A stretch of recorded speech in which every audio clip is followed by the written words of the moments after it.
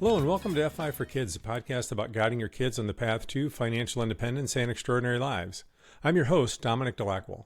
Our guest today is Paul Compeau. Paul is a certified financial planner and the founding partner at Bridgewise College Planning, where they use a CFO-style approach to help families plan for college and find ways to reduce the cost so they can avoid compromising their long-term goals for building wealth and achieving FI. Welcome, Paul, and thanks for coming on the show. Yeah, excited to be here, Dominic. I know you have a lot of great listeners, and I'm excited to share with you and them. So let's start then with, let's go back a ways and start with what you learned about money when you were a kid growing up. Yeah, so my family, when we were growing up, probably didn't talk as much about money, and I'm sure I got a lot of lessons on accident and from learning from them, but came from honestly, a regular middle class kind of family. My dad owned his own business for a while, which came with a lot of struggles, came with some good reward in certain time periods, but definitely had a lot to learn from my parents on money. I know they sacrificed a lot. There was 5 of us kids that I'm sure foregoed a lot of things that they could have done for the benefit of us. So we did have the ability to obviously attend school, the ability to play sports, all of those different things that they provided for us. And I know there were some years where, you had to depend on family to help fund some things and things like that. And then other years where you could pay back the family, you had to borrow money from it and things like that. So, it was, they did a good job, I think, overall of shielding us from those financial concerns when we were kids. Through those peaks and valleys that I know my parents went through, it really didn't get down to us on a frustration or an emotional level, right? Yeah. So, well, that's good. Yeah, we were always. Go ahead. We were always provided for, always had the comforts of a regular middle class family. Yeah. Well, that's good. So, so it sounds like they shielded you from the financial stress. Did they talk about money much or try to teach you guys anything directly, or was it just that they kind of kept you protected from whatever stress they were feeling and make sure you were provided for? Yeah, they did some things. It was always the expectation that at a certain age, once we became, preteens or teenagers, that we need to go out and find work to do and provide for ourselves. They did some of the things that some other families did. They had certain chores you could do to earn some extra money. And we had an unfinished basement at the time that just was storing everything in our household. And I think we got like $8 if we cleaned the entire thing up. So it was almost no money for way too much work on all those chores. And obviously we had our regular chores and everything that we were expected to do anyways. But if we picked up something extra, we could make $1 or $2 or something like that. I remember it was on the back of my dad's business cards. We had a little box in the hallway downstairs that kept those cards of, if you ever needed money, you could always do one of those chores. But at the time, it probably was enough for some of them weren't even enough for a kid's meal. Yeah, right. That's funny. So, and you've got 2 kids, right? Yeah. And so what approach are you taking with them in terms of trying to teach them about money? Yeah, so there's quite a bit. Obviously, being in finance, it's something I'm passionate about and trying to educate them on. And a lot of the early life lessons, I'll say, before they're maybe 4 or 5-year-olds, are more simple, obviously, because that's what they can handle. So my kids, ever since they wanted to give Christmas presents, they bought their own Christmas presents for people, right? So I can remember, 3, 4 years old, they're making a list and we're helping them write it, right? But they're making, who do we want to give a present to? They would take money out of their own piggy bank to go to, and at that time we would just go to the dollar store, and this is a number of years ago. Used to be everything was $1 at the dollar store, right? So they kind of understood, we need $1 for everything we're going to buy. Every person we're going to buy for, we need $1. We can pick out one thing, and I'd end up with like a tire cleaning chamois or something, like whatever they picked out for somebody. That's what they're going to get from the dollar store, right? So that was kind of that introduction of, hey, you need to use your own money. We spend that money. Now we don't have that money, but we get to be generous. We get that joy from that. So that's kind of the base we started with. Throughout their lifetime, anytime they're given money, anytime they earn money, we put half of it into their savings, we put half of it into their spending. They don't know they have a savings account in addition to what they have, but they have and it's not a ton of money, but they have some money in basically an envelope that's their savings money. They're not allowed to spend that. And then they have a wallet now that each of them have for their spending money, that's the money that they can spend if they want to. So yeah, they're getting disciplined with that savings. They're getting disciplined with the generosity. And then they're also understanding that they have to go work to make money. And that's one of the big lessons that I've tried to instill in them. Instead of thinking of which job do you want, it's what problem do you want to solve. And that's kind of how I've taught them to go out and look at the different options out there. Is, what problem can you solve for a neighbor? What problem can you solve for a relative when you're over at their house that they would pay you money to solve that problem, right? Mm-hmm. So we live in the country a little bit on the edge of suburban Detroit here. So there's a farm a few doors down, just a little hobby farm that one of our neighbors has. They've gone over there and done chores for them, and they're vastly overpaid for the value that they give because they're kids. Yeah. They'll work for like half an hour and make $30, and I'm like, you can't just do that every half hour, right? But those are the kind of things that we're teaching them. So my son, when he was 9, he saved up enough money from doing those chores. He working for other people. No right or wrong way to do it. We never pay the kids to do any chores at our house. I just think that's part of living in a house. That's the expectation, is you help. Not wrong way to do it. If people want to pay for extra chores or something like that, I don't disagree with it. Just not what I want to do in my house. I never got paid for solving the problems at my own house right now as an adult, so I figure they should be in that mindset as well. So you go out and you solve somebody else's problem, that gives you cash flow, and then so they save half that money. Luke was able to save up by the time he was 9. He had enough money. He had the goal. He went out and found the work, and he was able to buy his own Nintendo Switch with a few games and extra controllers and all sorts of things like that. I told him, I'm never buying that for you, right? You don't need that. It's something that you're going to waste time on. If it's something you want, go out and make it happen. So he learned pretty good that delayed gratification of you save up, and he's pretty good at that.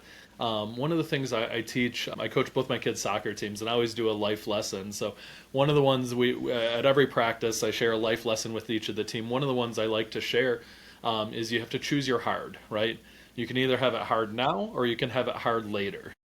So if you delay that gratification, it makes it easier later. You get the better thing later on, right? So it's hard to not spend that money and not buy every candy bar and buy every toy that you want at the store right now. But eventually you'll get the reward for that, and that reward is probably going to be better than the hard you went through now. So yeah, that's kind of how I approach it with my kids. Yeah, that's really cool, Paul. I mean, a couple of things there. It's cool that you're teaching them those life lessons and that idea of things are hard sometimes in life, and that, right, and you have choices around that.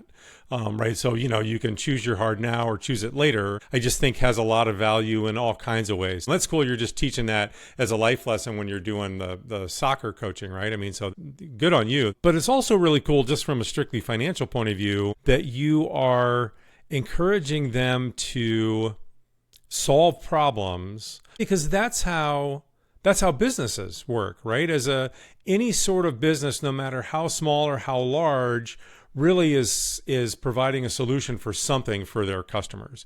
So if you can get them thinking that way just on an individual basis now, and hey, I can go make some money from that, it sets a whole pattern of thinking in there from an early age that hopefully will benefit them their entire life. Doesn't mean they won't have a job for somebody else at some point, but even if they do, they can still apply that same approach within whatever company that they might be working for. Hey, I see these problems. If I figure out a solution for that, maybe I can use that to get some extra pay or a bonus or a salary increase or a promotion or create a new position for myself. Or, of course, right, they could use it to go on an entrepreneurial angle and do all kinds of things with that. So I think that's really cool. Yeah, so Luke's 11 now and just has a really good head on his shoulders, and so those conversations have now transformed into how big of a problem or how many people have that problem and things like that. Cool. So it's like, you think of a lot of the professionals out there that, an attorney can solve some really big problems sometimes for you, right? So they make more money because they're solving bigger problems for people, right? The person who he's talked about all sorts of different career paths. He's been everywhere from military to police to garbage man, all over. So we're talking about, okay, how big of a problem does the garbage man solve? How hard is it to solve that problem? How much money do they make because of that, right? So those are the kind of things of how many people can do that job. Like, how competitive is it? Could most people do that job? Well, then you're probably not going to get as much money, right? If it's something specialized, like a plumber or an electrician or something like that, not many people can do that job correctly. So you get more money because of that. So yeah, that's kind of where, the thinking of those problems in a how much value does that bring to the other person, relating that to money. So you're absolutely right. The idea is we don't want to lead, for myself, I'm an entrepreneur at heart. We don't want to lead our kids just to be working for somebody else. We don't want to lead them just to be entrepreneurs. We want them to find their own path. And that's what I like about it, is like you said, on either of those paths, you're solving a problem for somebody. So if you solve a big problem for your boss, you can make more money, right? If you're only solving tiny problems over and over, you might not make as much money. So yeah, that's kind of what we're trying to raise them as, and it goes into the college planning piece as well. Is the next step, a few years from now, is it's what career path does that lead to? What problem do you want to solve long term, and picking that career path. Yeah. No, that's all really cool. We're going to take a quick break, Paul, and do a little word from our sponsor, and then we'll be right back.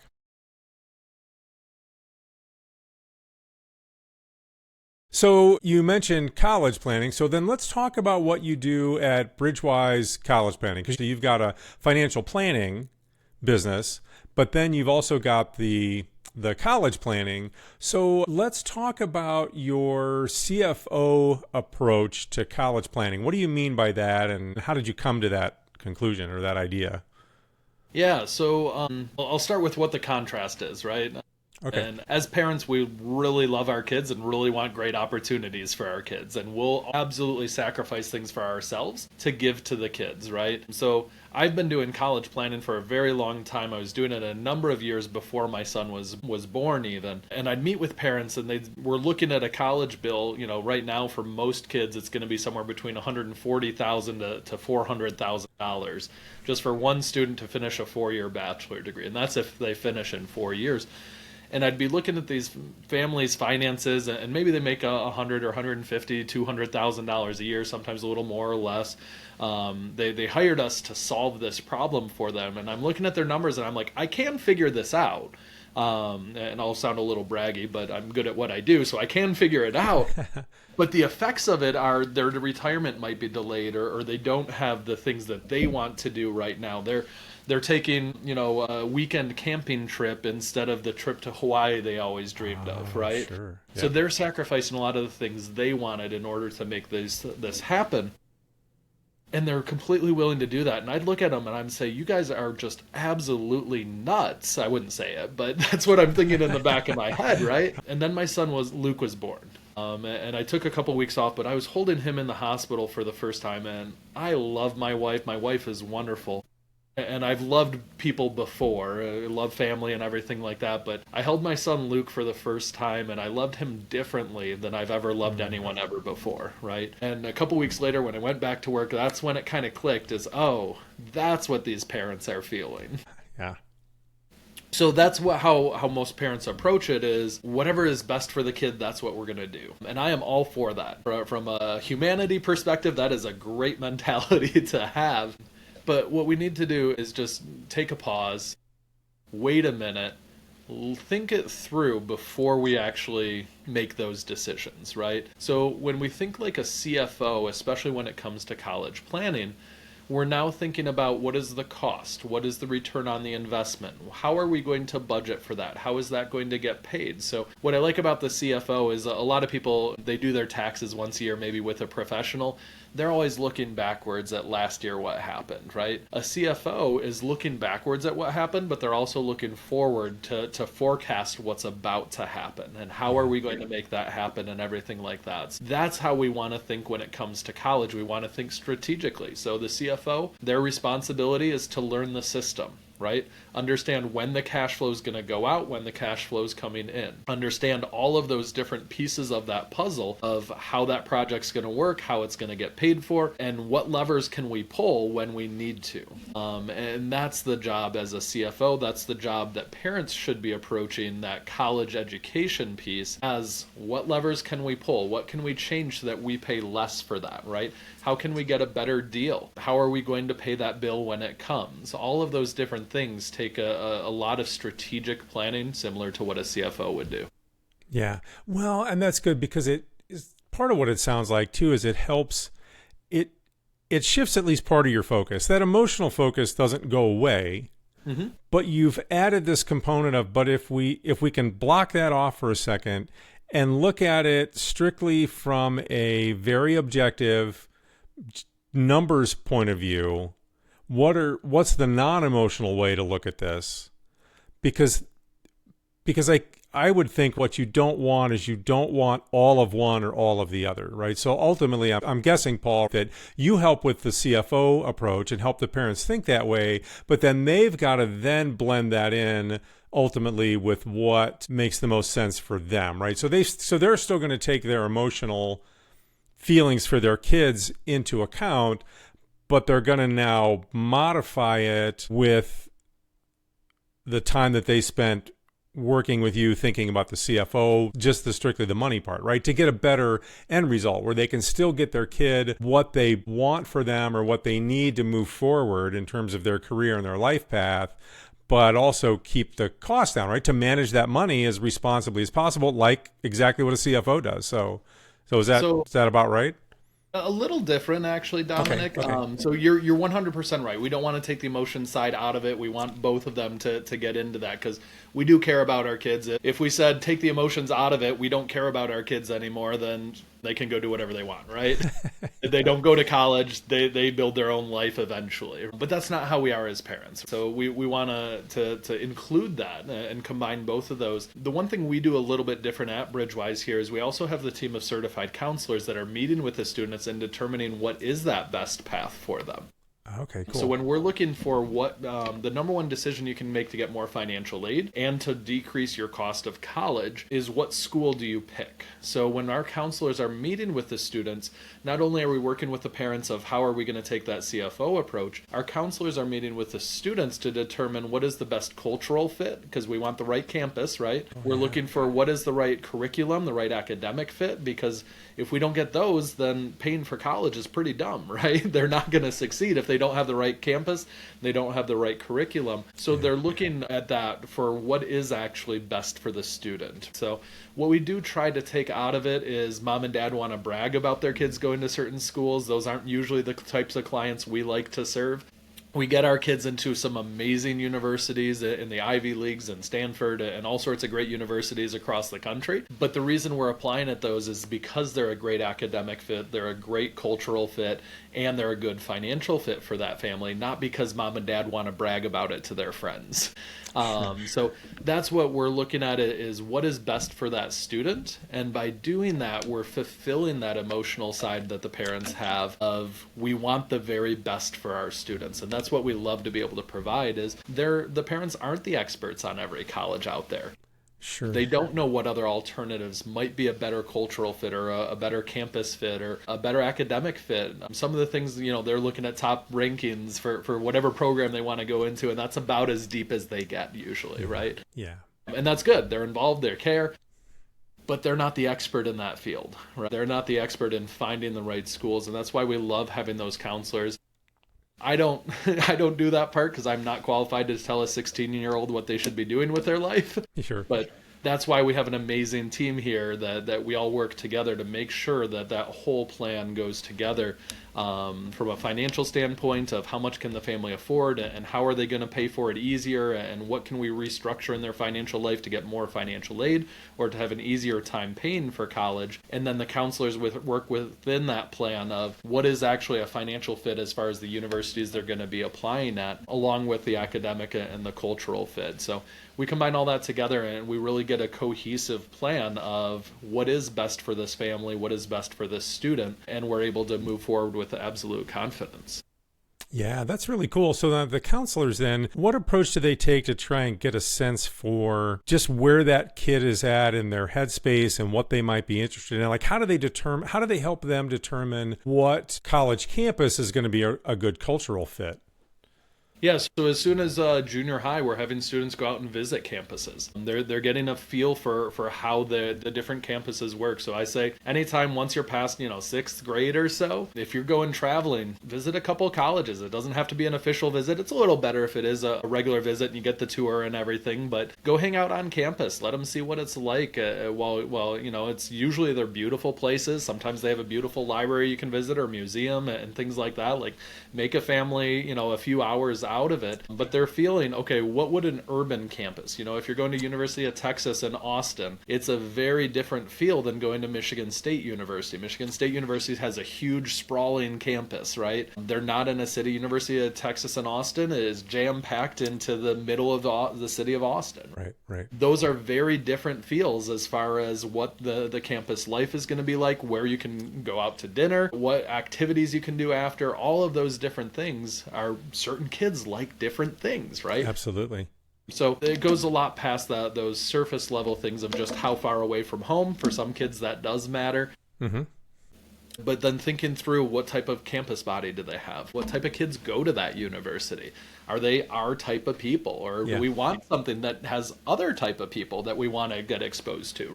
So looking, we won't get into politics, but some kids really want a very conservative or Christian campus or something religious. Other kids want very liberal and progressive campuses, right? Other ones want a mix of both so that their kids can get exposed to different ideas, right? There's all sorts of different thoughts on that campus fit that they're getting into with the family. So we have a number of questionnaires that we use with the counseling team. We have a number of conversations that we go through. And then there is always a little bit of trial and error, and that's why those campus visits are so important. Is you go to a school that's in 40 minutes from any city in the state, it's going to be a very different field. They're going to go visit that, and they're either going to love it or they're going to hate it, or they're going to be somewhere in between, right? But now we know that type of school, either it is something we're considering or not starting to consider, and then they lean on our expertise of we know which schools are between all of those different categories, which ones are now a good fit for the student, which ones we want to cross off.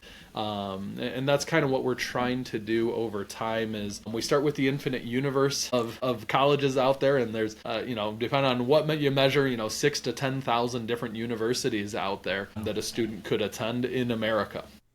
So we start with that whole universe. We start narrowing it down. By the time they get to like sophomore year of high school, usually we have that down to about 20 or so different universities. By the end of junior year, we're usually wanting to apply somewhere between 6 and 10 different universities because we know those ones are a great fit.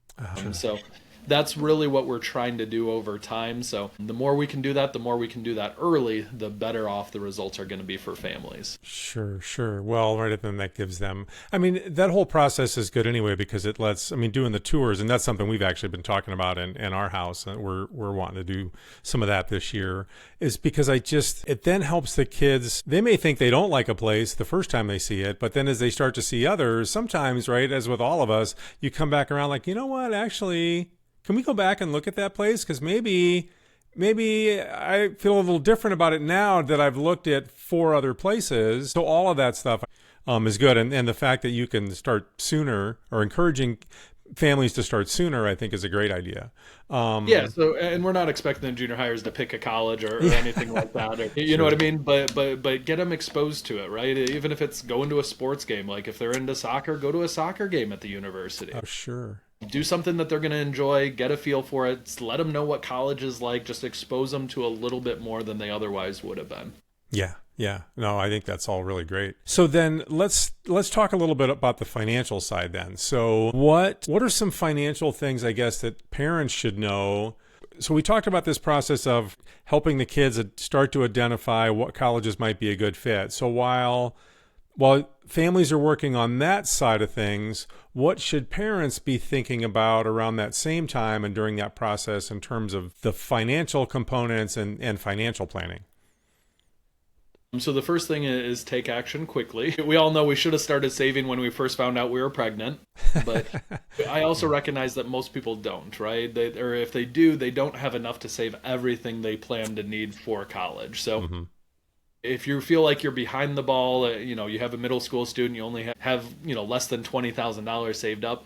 I'm not saying that's the best way to do it. I'm saying that's normal. That's how everybody else does it too. So that's the kind of thing where we specialize in late stage college financial planning. So most of the families who we work with, they meet us when they have a high school student and they're like, oh crap, we have a big problem that's coming up really quick, right? Yeah. So that's most of the families that we work with. So when we work with them, there's a few different things. The first thing is not everybody pays the same price for college. So it's kind of like buying an airline ticket. Everybody gets on the plane at the same spot. Everybody gets off at the same spot. But there might not be two people on that entire plane that's paid the same price, right? There's first class tickets. There's coach tickets. There's people who bought with cash at the gate. There's people who used airline miles. There's people who, if you just go online from one day to another, it's a different price, right? Yeah. It's the same thing when we pay for college. Not everybody pays the same price. So they're sitting in the same lecture hall with the same professor, same access to the technology and everything like that, but they're not all paying the same price. So we want families to pay as little as possible for that for that college education. So there's a number of ways we do that. One of the biggest parts of that is getting the right choice from the get-go. We get the right choice from the get-go with the counseling team, they're much more likely to finish in 4 years or less. The national average is 5.8 years. So if you look up a lot of, and it's especially public universities that struggle with this, if you look at their 6-year graduation rates, most of them graduate about half of students in 6 years. That's terrible. We need to make sure that, and there's a number of reasons for it, but usually it wasn't a good academic, it wasn't a good social, or it wasn't a good financial fit. So if we get all three of those, then they're much more likely to finish in 4 years or less, which is going to save mom and dad quite a bit of money. Sure. But then the other parts of it is the financial aid formulas. Are there things that you can become the expert in and change in those financial aid formulas? So there's certain assets that count in the financial aid formulas that and certain assets that don't count against you in the financial aid formulas. So a lot of people, when they go into a financial advisor and they save up money in a 529 or other college savings accounts, when you go to file for financial aid, you're going to pay more, right? Because you've saved that money for college. So a lot of people don't understand that. So just even an extra $10,000 in savings, depending on where you put it, could cost you no more for college, or it could cost you between $500 and $2,500 more per year per student for college. Okay. So I'll repeat that for the listeners. Just $10,000 more in savings could cause you to pay between $500 and $2,500 more for college. And that can, when we're talking about we need to save up hundreds of thousands of dollars for our kids' college, that's a huge swing. We work with families all the time. We just had an attorney, very successful family in our office that we're working on their college planning for their 3 kids. Very bright kids. The second kid might be a gymnastics scholarship, just amazing kids, right? And we love working with great kids and great parents. But they had a bunch of assets that were about to be filed on their financial aid forms this following year. And they don't have to put those on there. It's a financial decision to keep money in those types of accounts, right? So we were able to lower their expected college cost for their 3 kids by about $400,000. Wow. Just by changing where they park their finances. And it's a decision they were able to make, they chose to make, and we've lowered that cost of college dramatically for that family. So when we're looking at the schools their kids are looking at, they were looking at a bill around $600,000. We just about cut that in half. Wow. So Paul, so just to clarify, then they had money in, for example, in some type of investment accounts or some sort of assets that needed to be put on a financial aid application form, right, on the FAFSA. Correct. And so what you're saying is if they they took those assets, shifted them to something else. So they didn't give anything up. They just shifted them to assets that didn't need to be claimed on the FAFSA. Then that's how you were able to lower that cost, because then the kids were eligible for a better financial aid package. Am I understanding that correctly? Absolutely. Okay. And there was things we worked on with the income with that family, that they could change their income as well, but also the assets. Sure. Okay. Because of how they were positioned, there's a whole list of things that count against you. Your savings accounts are going to count against you. Your non-retirement investment accounts are going to count against you.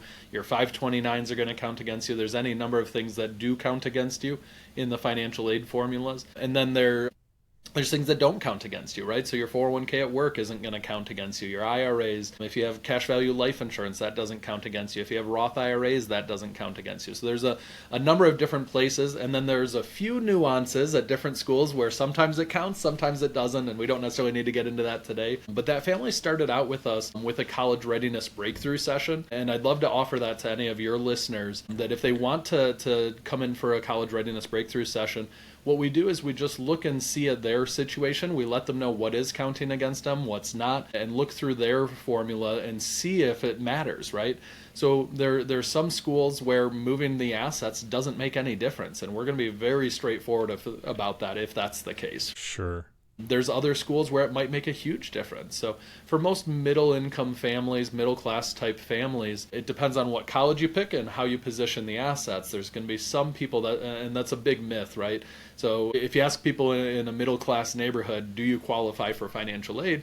You're going to hear a story from somebody that says, don't even bother filling in the financial aid forms. You're not going to get anything. We make too much money. There's no way you're going to get anything. Well, what they don't know is how the financial aid formulas work, and they might have picked the wrong college as well. Sure. Okay. And if those middle-class families pick the right college and they pick the right and know which levers to pull to make their financial aid formulas work better, well, then all of a sudden they do get a significant amount of financial aid, like that family did with the 3 students. Yeah. Okay. Wow. That's really interesting. So you can really see then the benefit of working with someplace like Bridgewise, right? Where, I mean, I'm sure obviously there's got to be an investment to pay for all the services you're providing, but when you're saving that kind of money, the return on investment for having someone really help with that, especially if people have multiple kids, is going to be a huge return on investment from the money that you save by keeping those costs down. So that's really cool, Paul. Very cool. Well, and that's part of how we get all our 5-star reviews and everything like that. Sure. If you just Google Bridgewise College Planning or go to bridgewisecp.com, you can take advantage of that college readiness breakthrough session. There's a button right on there. You can book it directly with our team. But the reason we have all those 5-star reviews, and I'll sound a little arrogant again, is because we're really good at what we do. Yeah. But the other reason, and I think as important, is we're very picky on who we allow to sign on as a client. So we do charge a fee for our services. It's usually between $3,000 and $7,000 per student. And so it's a significant. But for people who come in for those college readiness breakthrough sessions, we only allow about 3 out of every 10 to sign on for our services. So most people never actually get the offer to work with us. We might give somebody a few tips of, hey, here's a couple things you can tweak, but it's not worth paying us to tweak it for you. Sure. So we're only working with the families who we can have a major impact on. We're at a point as a business, I'm at a point in my life where we just don't want a pain in the butt. And if you charge somebody a fee and you don't deliver major value for it, that's a pain in the butt, right? I don't want that. So yeah, sure. We love to work with families who we can have a major impact on. So we're looking for usually an 8 to 10 times multiple on whatever they're spending with us before we'll agree to work with the family. And because of that, we have a lot of very happy clients. We get a lot of business from our referrals, and I don't have to deal with complaints, and I like that. Yeah, sure. Well, I mean, there's so much to be said for working with good people. I mean, well, you talked about a cultural fit for colleges. I mean, there's a relational fit with businesses, right? So when you're a smaller business, that's one of the benefits that you can have is if you've achieved enough success that you're stable, then you can make sure that you're picking clients and you're working with people that you actually enjoy working with. So you're making the benefits of running a successful business. You're providing a service that's solving their problem, but you also just enjoy working with those people, and that matters, man. Like, I mean, it matters a lot. Like, we were talking before we started recording about, the podcast, and I was saying I just really enjoy talking to all the different people that I talk to. Like, the conversations are cool. I've met a lot of good people, and that's important to me, right? I get a lot of value out of that. So, yeah, that's if you cool. can surround yourself with people you enjoy talking with, and I always tell my team, I tell my clients the same thing, is if I see you on my calendar later this week and I feel happy that you're on my calendar, that's what I want the rest of my life, right? Yeah, We can right. just do that. So I mean, who you spend time with is who you become. Who you spend time with is how you create your life, right? So that's why we care so much about raising good kids. And I heard a while back that part of our job as a parent is to make our kids somebody that other people want to be around. Oh, cool. Including yourself, right? But there's so many advantages to developing kids into somebody that other people want to be around. Their teachers are going to help them more. People at their school are going to help them more. They're going to have more friends. They're going to have more connections later in life. Like, there's so many benefits to that. And you enjoy hanging out with them, which you're going to spend a lot of time with your kids. You might as well train them to be somebody who's awesome, right? Yeah. Yep. Yeah. No, that's well said. I like it. So, and mention the website again. So if people want to go there and they want to do and you said that was a free breakout session, right? Yeah, so the College Readiness Breakthrough Session is always free. That's available at bridgewisecp.com, BRIDGEWISECP.com, or you can just type in Bridgewise College Planning into Google and it'll come up with it. But I'm reminded of a quote from T. Boone Pickens. He said, "A fool with a plan is better than a genius with none." Right? And it's especially true with college planning. I've never seen somebody get better results than waiting till later to figuring it out down the line, waiting till the bill comes to figure out how you're going to pay it. Yeah. A lot of times that's too late, right? So the earlier you can get started, if we can get started in middle school, get started even on the counseling part as soon as 8th grade or freshman year, you're going to have much better results than the people who waited. So if you do already have a high school student, it's not too late. If you have the first year or second year of college, it's not too late. There's still work we can do, but we can do more work and we can help people achieve a much better outcome the earlier they come in. So you're going to get better results. You're going to have a better plan. You're going to enjoy the process a lot less pain if you get started early, right? Yeah. So that's what we want to do, is take advantage of that College Readiness Breakthrough Session at bridgewisecp.com. Start as soon as possible and take control of that college plan. Yeah, that's great. Well, and you kind of tied back around to early on in the episode, Paul, and that so planning, it does take some work and effort, and everybody's busy, and so then you've got to make sure you carve out some time to do that sort of stuff. But do you want to do your hard now, or do you want to wait and do it later? So it's kind of the same thing as you were talking about teaching the kids that you're coaching soccer for, right? So that planning is a little bit of hard now, but it pays off in the long term. So, and I will put links for Bridgewise in the show notes so people can just click there too. And I don't want to make it sound too hard, because for the families that hire us, we make it really easy. And usually within, and it's absolutely amazing. I just had a meeting yesterday with a client who, they came in, they had some retirement accounts and things like that, but they really didn't have any liquid money to be able to pay for college. And they have a junior in high school right now. They have a freshman in high school. And our team's working with the junior right now to make sure they're on the right path for college and everything like that. But they just came in for a College Readiness Breakthrough Session about a week and a half ago. They were already in my office working on the financial plan side, and we do a 2-hour meeting where we figure out how big is your problem, and then we actually try to solve that problem. So by the end of that 2-hour session with me, within 2 weeks of when they signed on for our services, we've already developed that plan of, if you do A, B, C, and D, you can pay for college. And it's absolutely amazing, just because I have the experience and my team has the experience. I haven't paid for college out of my pocket yet, so just to be clear, my kids are younger, right? Yeah. But I've done it over 500 times with the families that we serve. So when I see a family, I'm not surprised by the numbers. I've probably seen very similar situation a few dozen times before. So I know what levers to pull, lean on our expertise, and allow us to solve that problem along with you. So it's not us paying for college, but we can definitely develop your path in a way that you usually don't have to change your lifestyle. You don't have to eat rice cakes and ramen noodles the rest of your life. We can make it happen in most cases with your current lifestyle, and we're able to figure out how the financial aid piece fits in. but also figure out how you're going to pay that bill. So we love having that team of counselors working with us and working with the financial team as well. And all that combines to your kid's going to go off to college and it's not going to ruin your life. Yeah, well, and not ruin the parents' financial planning for their future, right? So that everybody wins. Yeah, and we talk about financial independence for kids. We talk about financial independence for parents. We need to be modeling what we want our kids to be doing, right? So if we're taking control, we understand how the system works, we're going to have much better results. Yeah. It's really cool what you're doing, Paul. And so again, I'll put a link for that in the show notes and encourage everyone to, if they've got any interest at all, to go to the website, sign up for that breakthrough session. And, thank you so much for coming on, and thanks for the stuff that you're doing. It's really cool. Yeah, thanks for having me on. We do a lot of community workshops. We love doing podcasts because we love letting people know that there's a better way to do it, and most people don't know you can get a discount on college, let alone how to do it. So we love education. We love teaching people, and that's kind of how we approach how we work with families as well. So thanks for giving me the opportunity to help more people. Yeah. Thanks a lot, Paul. Thank you for listening to this episode of the FI for Kids podcast. Please support the show by hitting subscribe and receive new episodes every Thursday. The intro and exit music this episode are courtesy of Douglas Cameron. As always, you can find links to the FI for Kids music in the show notes. Thanks again, and we'll talk next week.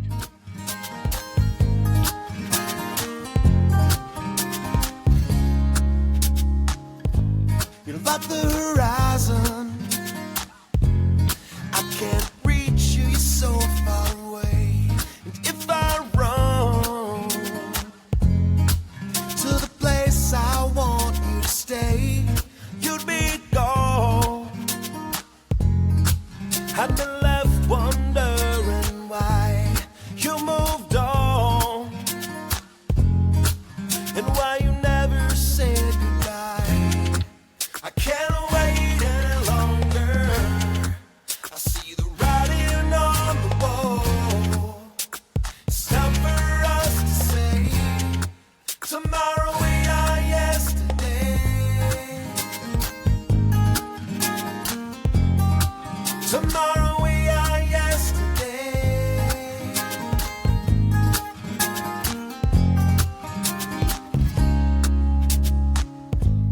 You're like the sunset. You're glowing bright, but you're fading. And what I don't get is why I'm left here waiting.